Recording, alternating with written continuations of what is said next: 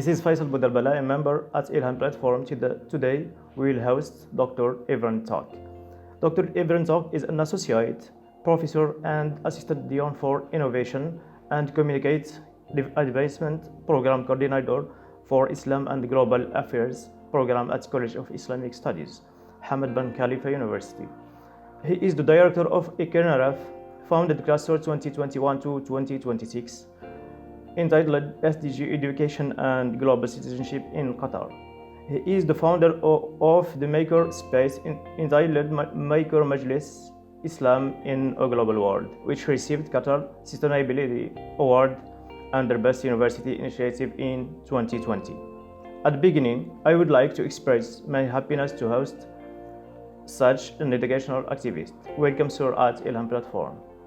Thank you so much, Mr. Faisal. This is such an honor for me to be with you, and thanks for having me. You're welcome, sir.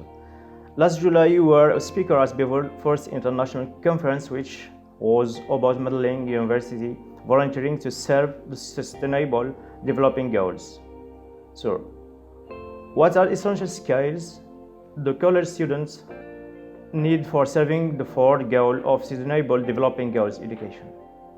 This is a very fundamental question. I was part of the Bevel conference last year, and one of the most important parts of the conference was about how to model, which pretty much really fits with my own research and our endeavor, like the Maker Majlis, which tries to help the students, the youth of today, to embrace some essential skills like empathy.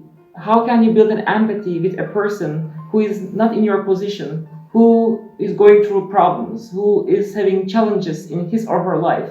And by putting yourself in the shoes of another person, how can you devise solutions? How can you devise propositions to make the lives of others a better, a more inclusive, and a more pleasant experience? So pretty much any skill that helps the youth to think of the others, to empathize with them, is a very essential skill.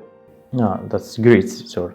As a founder of Maker Majlis, how can we recycle the creativist ideas of youth to build initiatives can serve students in poor countries, especially refugees, child workers, and displaced students?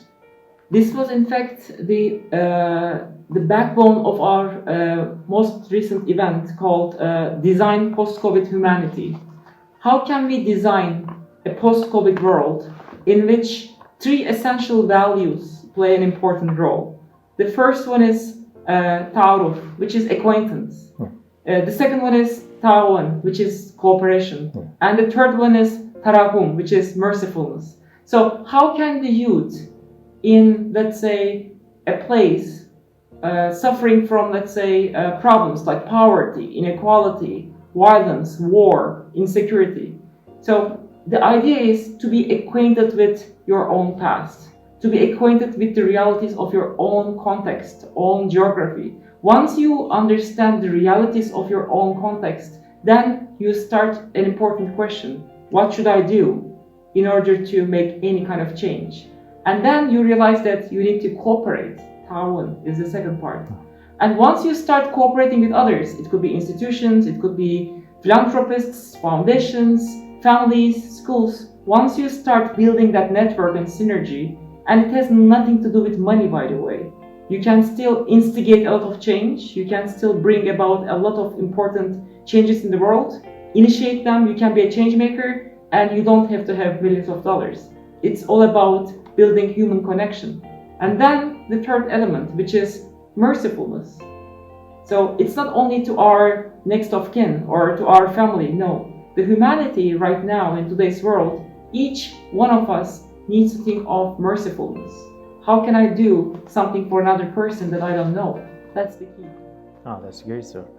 Unlock Your Soul this is the name of your Instagram account. I'm sure it has a deep meaning. So what is meant for this sentence? Unlock your soul.